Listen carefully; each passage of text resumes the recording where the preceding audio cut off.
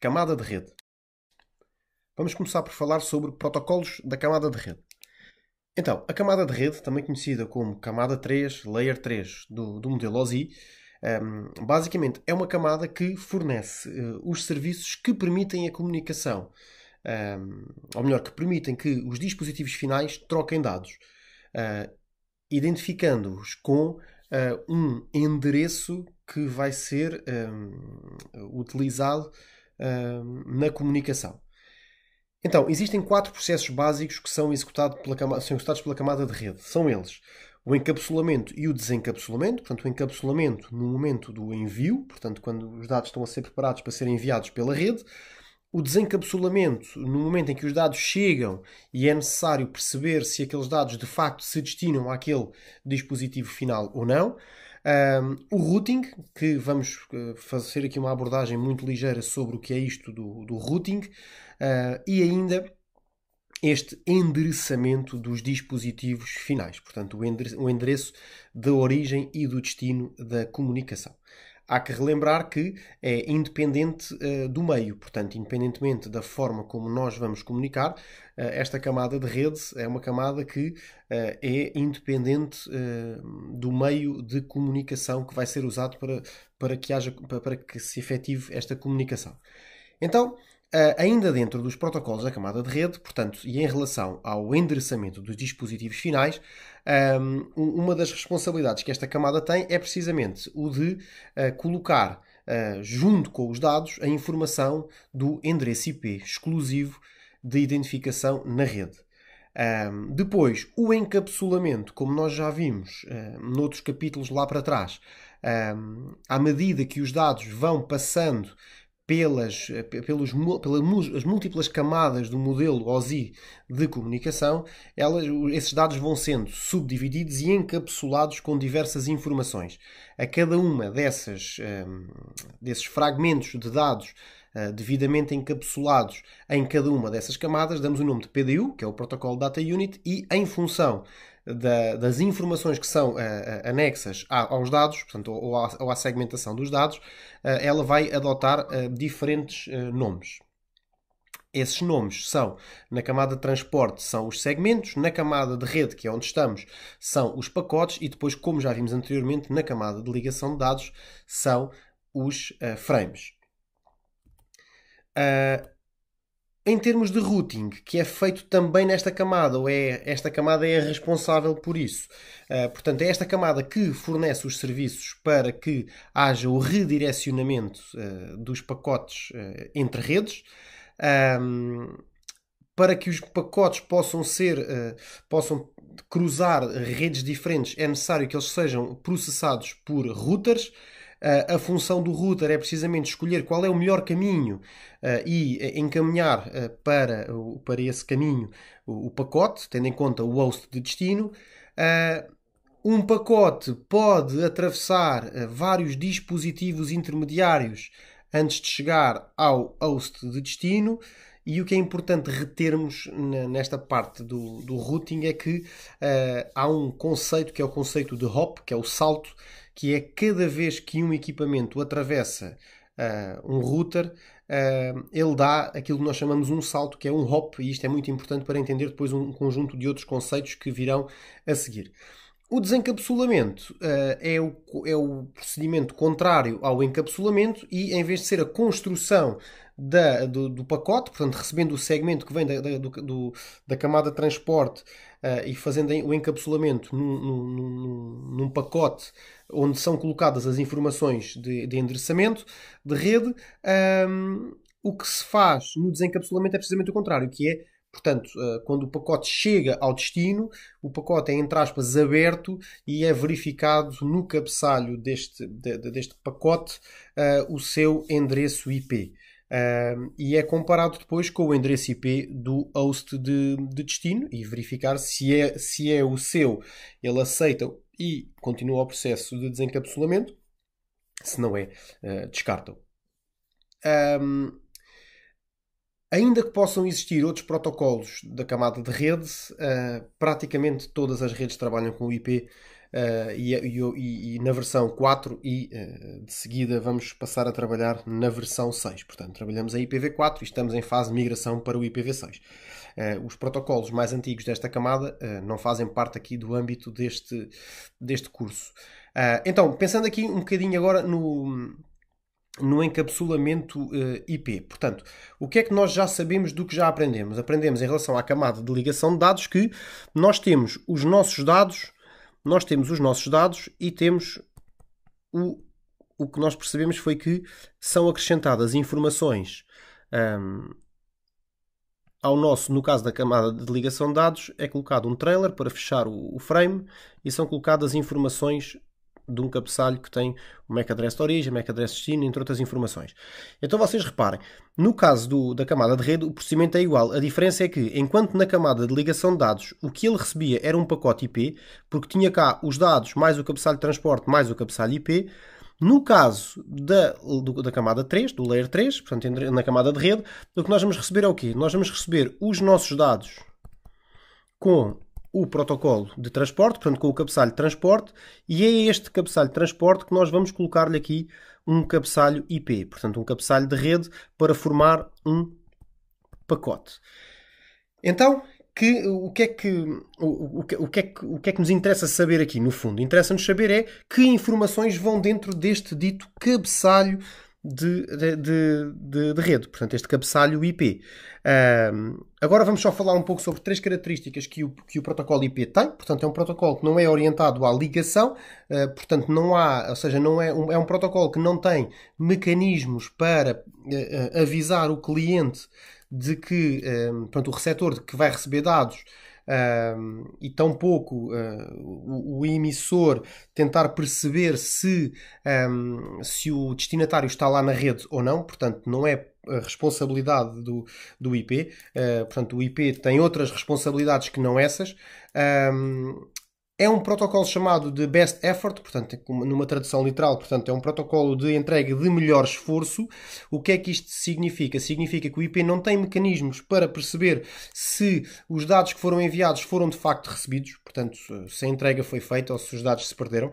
Não é da responsabilidade do IP e também é um protocolo que é totalmente independente do meio físico, portanto, não há, na construção do protocolo IP, não há qualquer tipo de relação com o meio físico em que a rede vai funcionar. Portanto, seja uma rede Wi-Fi, seja uma rede por fibra óptica, seja uma rede por cabo de cobre, o IP não tem qualquer influência, tampouco tem alguma limitação nesse aspecto. Portanto, ou seja, estas são três características que são interessantes. Se vocês pensarem naquilo que vocês sabem sobre o que é um IP, que é um endereço, não é? E pensarmos, todas estas três características encaixam perfeitamente nisso. Portanto, esse endereço não está relacionado com a ligação, portanto é um connectionless, não está, portanto não é o IP que é responsável por perceber se o destinatário está pronto para receber dados ou não. Também não é o IP que é responsável por informar o destinatário que está a receber dados ou está pronto ou que se deve preparar para receber dados. Portanto, não tem também o IP na sua forma de funcionamento, na forma como foi construído e pensado, não tem forma de perceber então que se os dados foram entregues ou não, e o IP é utilizado na comunicação independentemente do meio físico que esteja a ser utilizado. Pronto. Em relação, já agora, só para concluir, em relação às questões relacionadas com se a entrega foi feita, se não foi feita, se o emissor sabe que está a enviar e se tem indicação que o receptor está presente na rede, se o receptor está preparado para receber dados ou se percebe que vai receber dados. Todas estas condicionantes são efetivamente verificadas ao longo do processo de comunicação, mas não é no protocolo IP nem na camada de rede que ela é verificada. Portanto, a camada de rede não é responsável por isto. Existem outras camadas, no caso camadas superiores, a camada de transporte, como vamos ver, que essa sim é uma camada onde este tipo de verificação, portanto o garantir que o destinatário está na rede, o garantir que o destinatário é informado de que vai receber dados e que tem que estar preparado para isso, o garantir que se houver algum dado que se perde tem que ser retransmitido, tudo isso é feito na comunicação, mas não é na camada de rede. e, portanto, não é o IP que é responsável por essas verificações. Então agora vamos olhar com mais atenção, ou vamos olhar com atenção em concreto para um pacote IP e ver que informações é que são adicionadas aos nossos dados e ao cabeçalho de transporte que já vem da camada superior, antes de serem passados à camada inferior, onde vai ser acrescentado o cabeçalho de ligação de dados, portanto, onde vai ser colocados os MAC addresses, entre outras informações. Então, como vocês podem ver, temos aqui um cabeçalho IPv4. O cabeçalho IPv4 tem um tamanho mínimo de 20 bytes e um tamanho máximo de 60 bytes, portanto, ele vai dos 20 aos 60 bytes. E tem este conjunto de campos que vamos só falar sobre alguns deles. Começamos pela versão, portanto, a versão é um valor binário que é colocado neste campo, que é um campo de 4 bits, e que recebe o valor 0100 em binário, que identifica que estamos perante um pacote IPv4. Depois já vamos ver mais à frente no IPv6 que o valor binário é diferente, identificador. Depois temos um campo, que é o campo dos serviços diferenciados, que é um campo de 8 bits que é usado para determinar prioridades de pacotes. É o campo que é usado para fazer QoS, à semelhança do que nós já tínhamos visto no Layer 2. É aqui que é feito, portanto, é um campo que é usado para fazer QoS, para guardar informações de priorização de tráfego. Depois existe um outro campo que é o Time to Live, o TTL, que é também um valor binário de 8 bits e que basicamente tem como objetivo determinar ou limitar a vida útil de um pacote, ou seja, é graças ao Time to Live que nós garantimos que um pacote não fica eternamente na rede simplesmente porque o equipamento de destino foi desligado, está em shutdown ou simplesmente deixou de existir na rede. Vocês imaginam o que é que seria da rede se o destino da rede, se cada vez que há um equipamento que deixa de existir na rede, tudo o que era destinado àquele equipamento ficasse perdido na rede. A rede já estava totalmente congestionada e não era possível navegar. E, portanto, é este parâmetro que é adicionado ao cabeçalho do IPv4 e que permite limitar a vida útil de um pacote. E como é que esta vida útil vai sendo decrementada? Portanto, há valores standard de TTL, de Time to Live. Portanto, os valores de Time to Live são definidos pelos sistemas operativos e em função do sistema operativo e do equipamento de destino, o Time to Live vai ter valores diferentes. Portanto, há um conjunto de valores default de Time to Live. Posso-vos dizer que, por exemplo, o Time to Live do Windows 10 é 128, no caso do Windows é 128. O Time to Live, por exemplo, do Linux é... Ora, onde é que eu tenho aqui? O Linux, portanto, o Time to Live do Linux é 64, tal como o do macOS. E portanto, há tabelas, e eu deixo-vos aqui este link que vos pode ajudar a ler uma tabela para perceberem aqui um bocadinho os valores default do Time to Live e porque é que eles são diferentes. Basicamente, como é que o Time to Live funciona? Portanto, a um pacote numa comunicação é-lhe atribuído um Time to Live. Vamos imaginar 64 é o valor de Time to Live de um macOS, por exemplo, e a comunicação que é feita na direção desse equipamento com o macOS ou com o Linux não está presente na rede. O que é que vai acontecer? Vai acontecer que o pacote vai andar a saltitar até conseguir chegar ao destino. E ao chegar ao destino, percebe que, ou seja, ele não conseguindo encontrar o destino, ele vai continuar a circular na rede, tentando sempre encontrar um router que o leve ao destino, e cada vez que ele cruza um router, o valor do Time to Live é decrementado. O router que, ao decrementar o Time to Live de um pacote, este Time to Live chegue a 0, o que vai acontecer é que vai descartar automaticamente esse pacote. Portanto, é o equipamento que, ao decrementar, no caso o router, que ao decrementar o Time to Live, detecta que aquele pacote ficou com um Time to Live 0, é esse router que automaticamente descarta esse pacote. Depois temos o campo protocolo. O campo protocolo é um campo que é usado para identificar o protocolo que é usado nos níveis superiores. Não sei se vocês se recordam, na camada de ligação de dados, Layer 2, portanto, camada 2, nós tínhamos indicação qual era o protocolo da camada 3. Havia lá um campo que era o campo protocolo, que nos dizia se estávamos a trabalhar com um IPv4 ou um IPv6. No caso do cabeçalho do IPv4, do Layer 3, nós também temos esse campo, que é o campo protocolo, que nos diz o que é que está a ser usado mais acima. Se é um TCP, se é um UDP, se é um ICMP, no caso das mensagens do ping, por exemplo, ou o ARP também, que usa o ICMP. Portanto, nós conseguimos ter essa informação também à semelhança do que tínhamos no Layer 2. Temos também essa informação. E por fim, temos os dois campos que são talvez os campos mais importantes do Layer 3, que são o IP de origem e o IP de destino.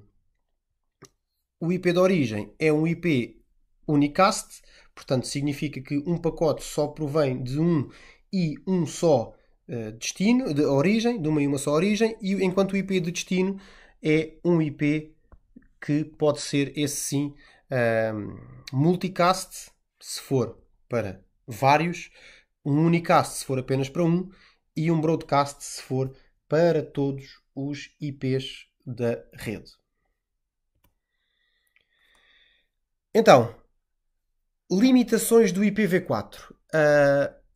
Ao longo dos anos, o IP, portanto, a comunicação na rede enfrentou diversos problemas. E um deles, já há muitos anos que está identificado, que é o domínio portanto, a quantidade de endereços disponíveis para a rede pública é claramente um número limitado. Ainda que existam cerca de 4 bilhões, portanto 4 mil milhões de endereços IPv4, portanto, é um valor bastante limitado em relação às necessidades e principalmente desde que apareceu agora, há uns anos, este conceito do IoT, portanto a Internet das Coisas, Internet of Things, desde que apareceu este conceito, que a necessidade do espaço de endereçamento ser maior tornou-se cada vez mais uma prioridade. Depois existe também uma outra situação, que é o facto de existirem cada vez mais aplicações cujas ligações têm necessidade de estarem permanentemente ativas. E ainda outra relacionada aqui com o desenvolvimento aqui do nosso planeta, que é a questão de muitas zonas subdesenvolvidas começarem a dar os primeiros passos de entrada na rede global e, portanto, cada vez a necessidade de endereçamento passa a ser maior e os desafios que aí vêm a seguir vão ser muito, muito complicados. Há ainda 3 grandes problemas relacionados com o IPv4, nomeadamente a expansão da tabela de routing da internet. Portanto, a tabela de routing da internet é a tabela que tem todos os caminhos entre os servidores que estão ligados na internet, e que a tabela de routing faz com que a gestão das rotas para tornar a comunicação muito mais eficiente e muito mais rápida seja cada vez maior. Portanto, quanto maior for a rede, quanto maior for a necessidade de subdividirmos a rede, tendo em conta a limitação que o IPv4 tem, pior vai ser, porque estas rotas de IPv4 consomem recursos de memória e de processamento destes routers que fazem a interligação de toda a rede mundial. Depois, um grande problema que a rede em IPv4 enfrenta é a questão da conectividade ponta a ponta. Portanto, quando a internet surgiu, uma das grandes vantagens que a rede tinha era a comunicação de ponta a ponta. Portanto, a rede funcionava exatamente da forma que a nossa rede local funciona. Portanto, a comunicação entre dois hosts é direta de um para o outro, não necessita de ter ali, portanto, máscaras, porque não há disponibilidade de endereços e por trás do mesmo endereço não estejam mais do que um equipamento. esta foi a gênese da internet, portanto, a comunicação de ponta a ponta, que com o boom e com o crescimento que a internet teve e a falta e a limitação do espaço de endereçamento do IPv4 levou a que fosse desenvolvido um protocolo, que é o NAT, que é o Network Address Translation, e que basicamente faz o quê? Por trás de um IPv4 público esconde-se, entre aspas, porque não estão escondidos, mas guardam-se muitos servidores e muitos serviços que são todos representados pelo mesmo IP público. Então é este equipamento com o NAT que faz aqui a gestão das comunicações, mas todos aqueles equipamentos estão presentes na rede global usando o mesmo endereço IP público. E isto faz com que alguns serviços não consigam funcionar corretamente porque necessitam de uma rede permanentemente ligada e permanentemente de ponta a ponta. Ora, se não há essa possibilidade, porque aquele IP público está a ser partilhado por múltiplos equipamentos e isso é feito através do NAT, então temos aqui um grande problema porque não há a possibilidade de haver esta dita comunicação de ponta a ponta neste tipo de situações. Então, apareceu aqui uma solução que era, ou que é, o IPv6. Portanto, o IPv6, ou a necessidade do IPv6, advém da década de 90. Portanto, foi quando começou a ser pensado e quando se percebeu que o IPv4 tinha efetivamente um grande conjunto de limitações, principalmente no espaço de endereçamento. Então, o que é que se percebeu? Percebeu-se que os IPs disponíveis iam ser reduzidos ou praticamente nulos, como é o caso que temos hoje em dia. A expansão da tabela de routing da internet ia ser uma coisa absolutamente gigantesca e ainda esta limitação na falta de conectividade de ponta a ponta. Então, apareceu o IPv6. E o que é que o IPv6 faz? O IPv6 basicamente supera as limitações que o IPv4 tem e ainda possui recursos que vão mais ao encontro das necessidades da rede atuais e aquelas que são previsíveis de vir a ser necessárias. E como vocês vão poder perceber, num cabeçalho IPv6 há campos de informação que ainda estão em desenvolvimento, ainda estão em estudo. Portanto, o IPv6, sendo que não é um espaço de endereçamento ilimitado, se calhar podemos considerá-lo ilimitado quando o comparamos com a dimensão do espaço de endereçamento do IPv4, ainda assim o IPv6 supõe-se que possa ter uma dimensão suficiente para os próximos anos. E quando se fala em próximos anos, são mesmo muitos anos, ou alguns anos pelo menos.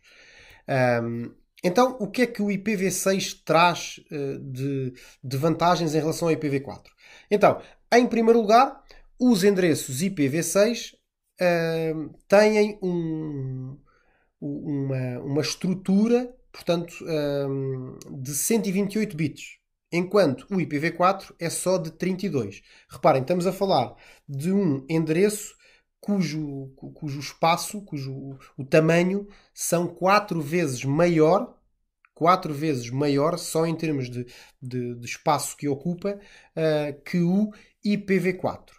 Depois, desde logo, a melhoria no tratamento dos pacotes. Como vamos poder ver a seguir, o cabeçalho do IPv6 descomplica e simplifica um conjunto de informações que, no caso do IPv4, poderão gerar alguma confusão.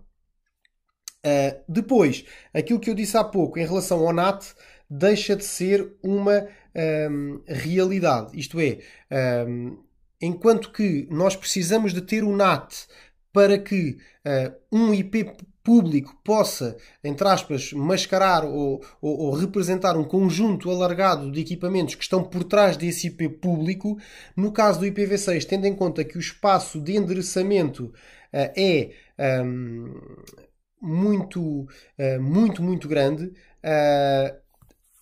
estamos a falar de uma situação em que todos os equipamentos que vão ter um IPv6, esse IPv6 vai ser público e, portanto, vai ser público e único em toda a rede. E, portanto, vamos poder ter a comunicação de ponta a ponta efetiva na rede sem necessidade de termos aqui o NAT.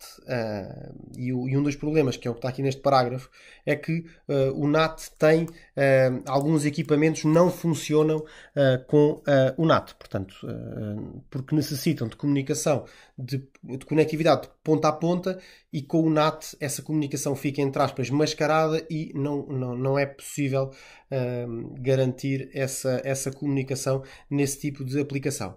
Então, em termos comparativos do IPv4 com o IPv6, e falando aqui numa perspectiva exclusivamente numérica, portanto, o espaço de endereçamento, portanto, o endereço IP, o espaço ocupado por um endereço IP, que são 32 bits, faz com que existam a possibilidade de criação de mais de 4.294 milhões de endereços. Portanto, estamos a falar de 4 mil milhões de endereços exclusivos. Portanto, perto de 4.300 milhões de endereços exclusivos, no limite da sua utilização. O IPv6 é um número que eu confesso-vos que eu não conseguiria, não saberia dizer este número. Portanto, do estudo feito é que está aqui esta forma de ser lido. Portanto, estamos a falar de 341 decilhões de endereços. Portanto, um decilhão é basicamente este número todo que vocês encontram aqui. Ou seja, quando comparamos numericamente, reparem isto, estima-se que existam tantos IPs V6 quanto grãos de areia no mundo. Seja lá se isto for filosófico ou não, mas é só para representar aqui a grandeza e a brutalidade deste número. E quando digo brutalidade é no sentido de ser um número gigantesco. Reparem que quando colocamos a quantidade total de endereços do IPv4 sobreposta à quantidade total de endereços do IPv6, reparem que o IPv4 mexe pouco em termos do número total do IPv6. Portanto, se ao IPv6 extraíssemos todo o IPv4, ainda ficávamos com um número absolutamente ou ridiculamente grande. Portanto, é um valor que, como eu dizia há pouco, ele não é infinito, porque ele tem um limite, não é ilimitado, mas quando comparado com o IPv4, quase que podemos dizer que sim. Agora, é óbvio que quando o IPv4 foi desenvolvido, nunca se pôs aqui esta hipótese de haver aqui o esgotamento do IPv4, porque também não se sabia muito bem como é que a rede depois, para onde é que a rede ia e de que forma é que a rede iria crescer. Hoje, quando o IPv6 foi desenvolvido, e aquilo que sabemos hoje, fez com que o IPv6 fosse desenvolvido já a pensar numa perspectiva de média, longa duração, sendo que isto depois é tudo muito relativo, porque não sabemos ao certo quanto tempo vamos levar até conseguir esgotar o IPv6. Estima-se que bastante tempo. Então, cá temos esta é uma imagem que vocês têm no NetAcad. O que é 1 bilhão? Portanto, o que é em comparação 1 bilhão? No caso do IPv4, estamos a falar de 4 vezes isto. No IPv6, estamos a falar de 340 vezes isto. Portanto, é um valor absolutamente incrível. Ora bem, falando agora num pacote IPv6. Então, pensando naquilo que nós vimos há pouco do IPv4, que era aquele pacote, era aquele cabeçalho cheio de informações. Hoje, o que é que nós temos? Temos aqui um cabeçalho IPv6 muito mais simples. Temos também, tal como tínhamos no IPv4, o campo versão. Neste caso, temos o 0110 em binário, que contém a versão do IP do cabeçalho. No caso, é o IPv6. É um cabeçalho que, em vez de poder variar entre os 20 e os 60 bytes, ocupa sempre 40 bytes. Tem um campo chamado classe de tráfego. O campo classe de tráfego é um campo que é equivalente aos serviços diferenciados e é usado para efeito de QoS, portanto para diferenciar o tráfego. Depois existe um campo novo que é um campo de 20 bytes chamado rótulo do fluxo ou flow label, que é um campo de 20 bits, que todos os pacotes com o mesmo rótulo de fluxo recebem o mesmo tipo de tratamento por parte dos routers. É um campo que ainda está a ser testado e está ainda em fase experimental como forma alternativa de fazer QoS, portanto de priorizar o tráfego ou diferenciar o tráfego. Depois, o tamanho da carga.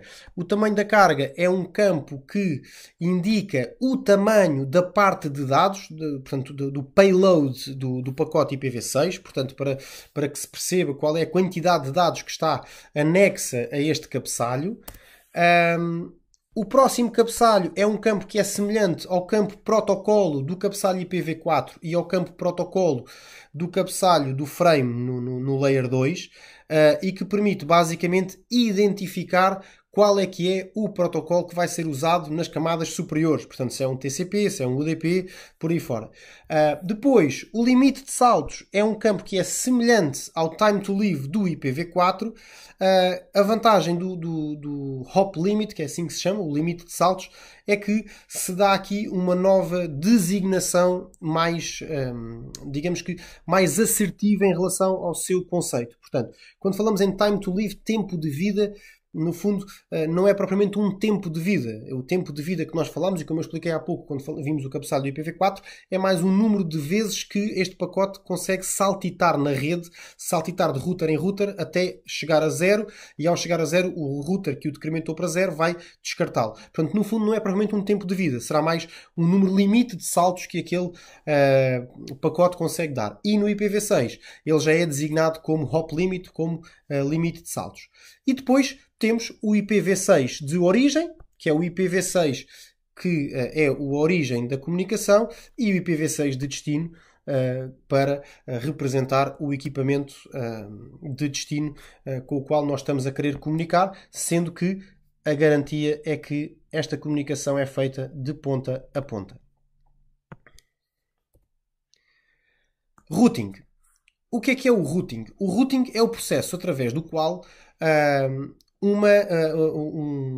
os dados circulam de uma rede para outra.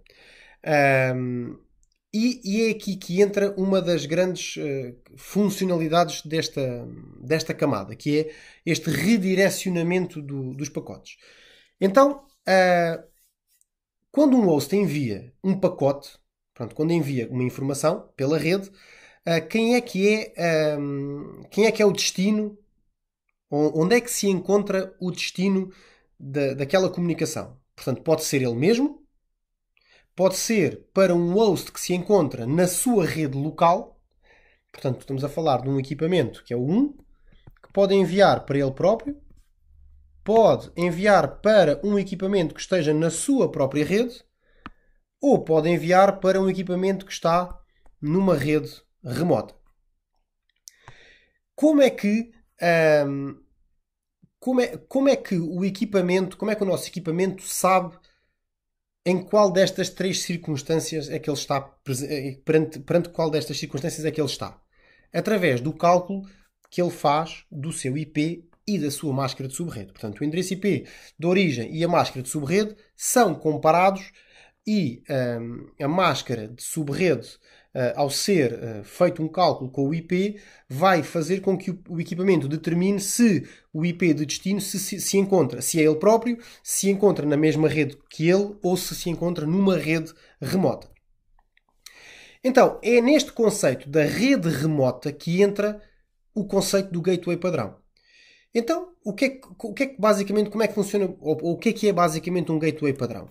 O gateway padrão é o endereço do equipamento que tem a capacidade de, quando a comunicação que eu estou a fazer vai para fora da minha rede, seja de que host for, eu tenho que enviar essa informação a quem na minha rede consegue sair para fora da rede, que neste caso é o meu gateway padrão. Portanto, sempre que um dos meus equipamentos de rede quer comunicar com o exterior, eles não comunicam diretamente. Eles comunicam com o seu gateway e é o seu gateway que faz a comunicação, recebe a resposta e entrega a resposta. Então, este é o conceito de gateway padrão. Portanto, encaminha o tráfego para outras redes, tem um endereço IP local no mesmo intervalo de endereços que os outros hosts da rede e pode encaminhar dados para dentro e para fora da rede. Portanto, basicamente o processo é muito simples. Eu tenho o meu equipamento que detecta que o destino, o IP de destino daquela comunicação não está na minha rede. Então eu vou ter que enviar aquela comunicação ao meu gateway e é o meu gateway depois que tratará dessa comunicação para fora. Depois, se o gateway sabe ou conhece o destino, entrega-o. Se não conhece, o meu gateway entregará ao seu gateway, que por sua vez entregará ao seu gateway e assim sucessivamente até chegar a um gateway que conhece a rede de destino e consegue entregar diretamente ao equipamento de destino. Portanto, existe o endereço gateway faz parte das definições de rede de todos os equipamentos da nossa rede. Portanto, o nosso próprio computador, quando lhe é atribuído um IP ou quando nós configuramos manualmente um IP, nós atribuímos-lhe um gateway por defeito e esse gateway ou podemos considerar a rota mais básica, mais direta e mais simples que é possível configurar. Portanto, e porquê é que nós chamamos de rota? Porque nós estamos a indicar um caminho que os dados devem seguir sempre que o destino for um IP que não se encontre na nossa rede. Portanto, sempre que o PC2 ou o PC1, ao enviarem dados, se apercebem que o IP de destino se encontra dentro da mesma rede, eles não precisam do IPv4 ou do IPv6 para comunicar. Eles a partir daí comunicarão sempre pelos MAC addresses, pelo Layer 2 e é o switch que é responsável por entregar esses dados. Se algum destes PCs perceber que o IP de destino se encontra fora da sua rede, o que ele vai ter que fazer é enviar o pedido de comunicação ao seu gateway e é o seu gateway que vai entregar diretamente ou vai entregar ao seu gateway, que vai entregar ao seu gateway, como eu disse há pouco, até encontrar o equipamento de destino. Percebendo agora um bocadinho o time to live, é nestes saltos de gateway em gateway, de router em router, que o time to live vai decrementando. No caso, se for um cabeçalho IPv6, falamos já do número do limite de saltos. E quando esse limite de saltos ou time to live chegam a zero, o equipamento que o decrementou e que o fez chegar a zero é o responsável por descartar esses dados. Ora bem, ao longo da comunicação que nós vamos fazendo, o nosso computador, portanto, o nosso equipamento vai guardando uma tabela de routing. Portanto, aqui aparece sempre tabela de roteamento, por causa do PTBR do NetAcad. Eu vou falando sempre em routing porque acho que é uma expressão mais interessante. Então, o nosso computador também tem uma tabela de routing, tal como os routers têm as suas tabelas de routing para saberem por onde é que encaminham os dados. De que forma é que nós conseguimos conhecer a tabela de routing do nosso computador? Então, através do comando rootprint ou do netstat-r, nós conseguimos encontrar isto que está aqui nesta imagem, que é a nossa tabela de routing. E a tabela de routing basicamente é dividida por três partes. Portanto, são três secções. Tem uma lista de interfaces que tem os MAC addresses e o número das interfaces que estão atribuídas no host. Portanto, para nós conhecermos os MAC addresses das nossas placas de rede, podemos usar este comando. Depois temos a nossa tabela de rotas, que é o que está, a nossa tabela de rotas, neste caso IPv4, e depois temos a tabela de rotas IPv6. Neste caso, neste exemplo, só temos aqui a tabela de rotas IPv4. E é basicamente o que vocês têm aqui. Portanto, as rotas ativas, destino da rede, a máscara de subrede, qual é o gateway para o qual vai ser enviado e depois qual é a interface de rede e, por sua vez, qual é a métrica. E, basicamente, esta é a informação que consta da tabela de routing. O routing foge aqui um bocadinho ao âmbito deste curso.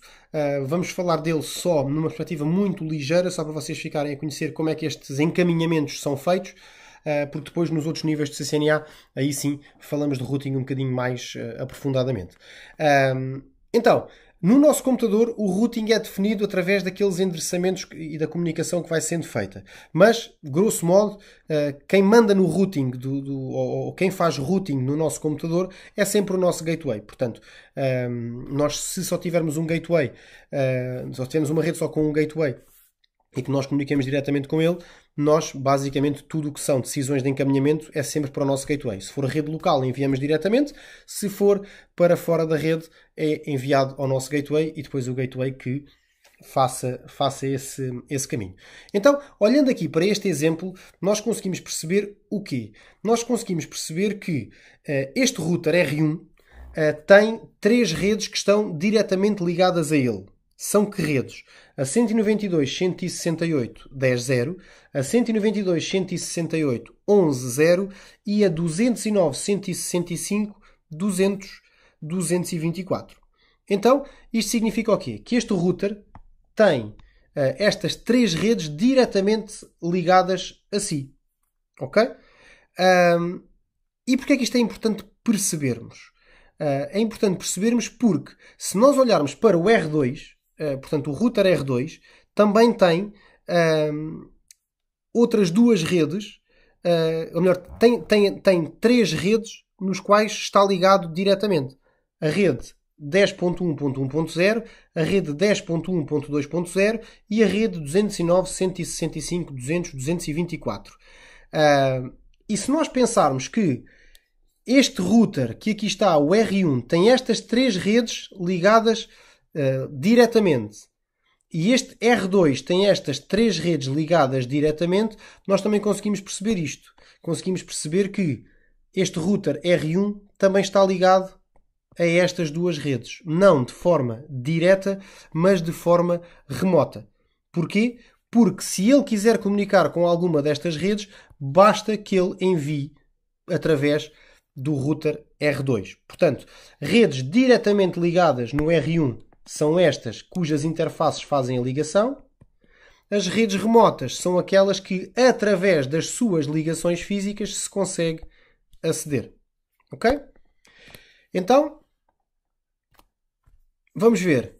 Se eu pegasse no R1, no equipamento R1, acedesse à sua consola, ao seu CLI, e usasse o comando equivalente ao netstat-r ou ao print root, ao root print, o que eu ia obter era o comando show IP route, que é o comando que se usa nos routers da Cisco para listar as rotas, e basicamente eu consigo ver o quê? Consigo ver estas rotas todas que estão definidas neste router, nomeadamente rotas que estão identificadas com 3 letras, um D, um C e um L. Então reparem, o que é que esta tabela nos mostra? Rotas que estão diretamente ligadas e rotas remotas. Também nos mostra como é que cada rota foi aprendida. Qual é a confiabilidade e a classificação de cada uma destas rotas. Também quando é que a rota foi atualizada pela última vez e qual a interface do equipamento que está a ser usada para alcançar esse destino. Como é que o router verifica se aquele pacote se destina a uma rede remota ou uma rede diretamente ligada. O router é um equipamento chamado Layer 3, ou que se dá o nome de Layer 3 também, um equipamento Layer 3 que consegue ler não só o cabeçalho de enlace de dados, ligação de dados, como também consegue ler o cabeçalho do Layer 3, da camada de rede. Por isso consegue ler o IP de origem e o IP de destino. E então é aí que ele percebe se, ou seja, ele ao ver o equipamento, o IP do destino, ele faz a mesma operação, faz o mesmo cálculo que o nosso host também fez. O nosso host fez esse cálculo para determinar que era ao gateway que ele tinha que enviar porque o IP de destino não estava na sua rede. O router faz exatamente a mesma coisa para perceber se a rede de destino está ao seu alcance de forma direta ou de forma remota. E é aí que ele decide encaminhar para para o router, que pode ser o seu gateway ou pode ser outro, porque eu podia ter aqui uma outra ligação a outro router para outras duas redes se eu quisesse. E era com base nesse cálculo que ele ia decidir se ia seguir para esta rede ou para esta rede. E, portanto, é desta forma que é feito, em grosso modo, o routing. E é com base nestas tabelas de routing. Então, o que é que nós vimos ali em relação às entradas das tabelas de routing? Começando pelas redes diretamente ligadas. Reparem aqui. Dividimos aqui esta tabela em duas partes. As redes que foram aprendidas e as redes que estão diretamente ligadas. Vamos ver então. Redes diretamente ligadas. As redes aprendidas, estamos a falar das redes remotas, obviamente. Portanto, em primeiro lugar, aparece-nos a origem da rota. A origem da rota diz-nos se identifica com um C redes que estão diretamente ligadas e com um L identifica-nos qual é a interface local que está associada àquele endereço. Então reparem, olhem aqui. Então eu tenho a rede 192.168.10.0, que é esta, está directly connected, tem cá um C, através do Gigabit Ethernet. E reparem que associado a esta rede está o quê? O endereço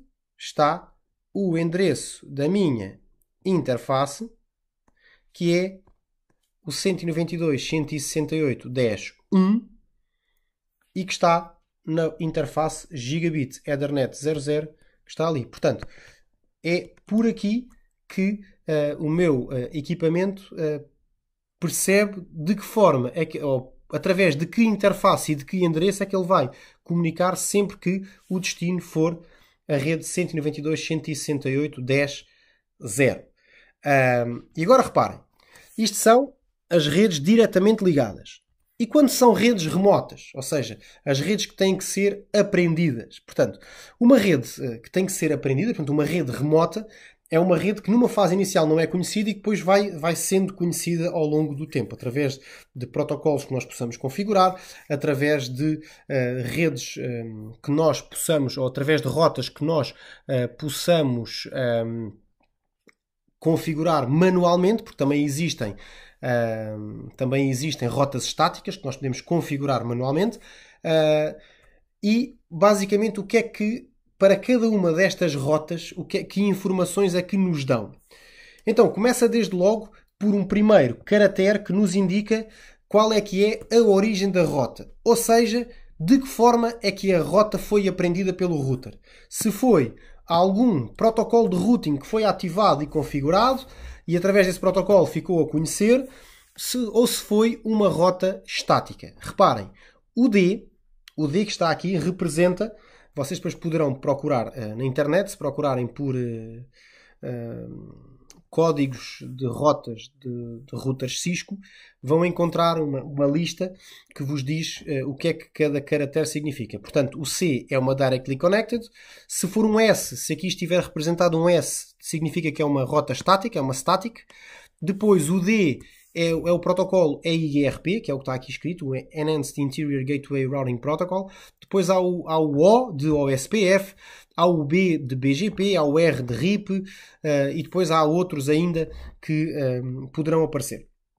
No fundo, o que é que isto nos interessa? Interessa para percebermos de que forma é que esta rede, é que esta rota foi aprendida pelo nosso router. Ou se foi algum protocolo que levou isto, ou se alguém a configurou estaticamente, manualmente. Depois, na mesma linha, eu sei que este protocolo EIGRP tem esta rota para este endereço.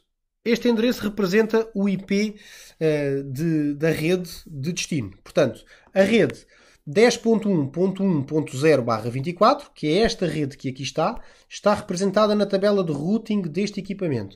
É uma rede remota, por isso ele não consegue aceder a ela diretamente. Por isso aqui não aparece um C de ligada diretamente, como é o caso destas duas redes que nós temos aqui. Ok?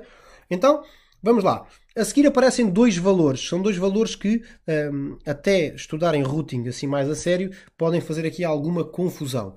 Que é o valor da distância administrativa e do cálculo da métrica. Então, 90 representa a distância administrativa para a rede correspondente. Também é conhecido como a confiabilidade desta rota. Quanto mais baixo for o valor do custo administrativo, maior é a confiabilidade da rede. Só para terem uma ideia, os valores por defeito de uma rede directly connected, de uma rede conectada diretamente, o valor é 0. Por isso é uma rede altamente confiável, porque está ligada diretamente. Depois, se for uma rota estática, por exemplo, o valor por defeito é 1. Por isso é um valor também baixo. Depois, dependendo do protocolo que se utiliza, os valores podem ser diferentes. No caso, o EIGRP usa muito o 90 como valor standard de distância administrativa. Depois, o 2.170.112 representa a métrica. A métrica é o valor, portanto, digamos que é o custo para atingir aquela rede. Portanto, representa o valor atribuído para alcançar a rede remota. Quanto mais baixo for o valor, essas rotas são preferidas, são preferenciais. Como é que este valor, como é que esta métrica é calculada? Isto é através de uma fórmula bastante complexa, mas que, por exemplo, no caso do EIGRP, usa múltiplos fatores, como é o caso de largura de banda, delay, pode incluir a carga nas interfaces, a confiabilidade, entre outros parâmetros que podem ser integrados neste cálculo. É um cálculo que é feito no momento que a rota é calculada, ou é adicionada, ou é conhecida. Okay? Depois, reparem, o que é que eu sei então? Recapitulando o que já vimos até aqui. É uma rede que foi aprendida através do protocolo EIGRP e diz-me que o acesso a esta rede tem este custo e esta distância, e é acedida através do endereço 209.165.200.226, que é basicamente o endereço do próximo salto. No fundo, é o gateway do meu R1, que corresponde exatamente ao R2. Já lá vamos. Então, depois aparece-me um parâmetro de tempo, que é a data e a hora da última vez que aquela rota foi conhecida, e o interface no meu equipamento, através do qual eu tenho a ligação feita para esse equipamento. Então reparem basicamente o que é que me permite esta linha de routing. Se este computador que aqui está quiser comunicar com este computador que aqui está, o que é que vai acontecer? Este computador faz contas e percebe que está na rede 192.168.10.0 e percebe que este computador aqui do fundo está na rede 10.1.1.0. O que é que ele faz? Ok, aquele indivíduo, perdoem uma expressão, não está na minha rede. Então eu vou ter que enviar isto ao meu gateway. O que é que o meu gateway faz? O meu gateway pega no IP de origem e verifica que a origem do IP é a rede, é um IP da rede 192.168, estou aqui neste router, 192.168.10.0. E o IP de destino, porque ele consegue ler o conteúdo do pacote IP de destino está na rede 10.1.1.0. O que é que ele faz a seguir? Ok, eu não conheço a rede 10.1.1.0. Não sei. O que é que ele faz? Vai verificar a sua tabela de routing. Ao verificar a sua tabela de routing, vai à procura deste endereço nesta coluna, que é a coluna da rede de destino. E encontra esta linha. E como ele só encontra uma linha para esta rede de destino, ele não vai estar a comparar nem métricas, nem distâncias administrativas. Porque se ele tivesse várias, ele ia usar aquela que tivesse os valores menores, que eram redes mais confiáveis, que era uma rota mais confiável, uma rota preferencial. Como não tem, vai seguir esta. E o que é que ele vai saber por esta linha? Vai saber que o acesso a esta rede é feito através do endereço este que se encontra nesta interface. Então o que é que ele faz? Ele envia os dados do meu PC1, envia-o ao seu gateway, que por sua vez faz a entrega ao PC3. E é assim que funciona esta questão do routing. Ora bem, o endereço do próximo salto foi aquilo que eu acabei de vos mostrar. Portanto, basicamente, no caso do meu gateway, é o gateway dele para sair de onde está. Porque reparem, se olharem aqui para este exemplo desta rede, o meu router apenas comunica com aquele router e, portanto, ele não tem como enviar para mais lado nenhum. Portanto, ele é o meu router é o gateway desta rede, o meu router é o gateway desta rede e o meu router tem como gateway este equipamento que aqui está. Ok?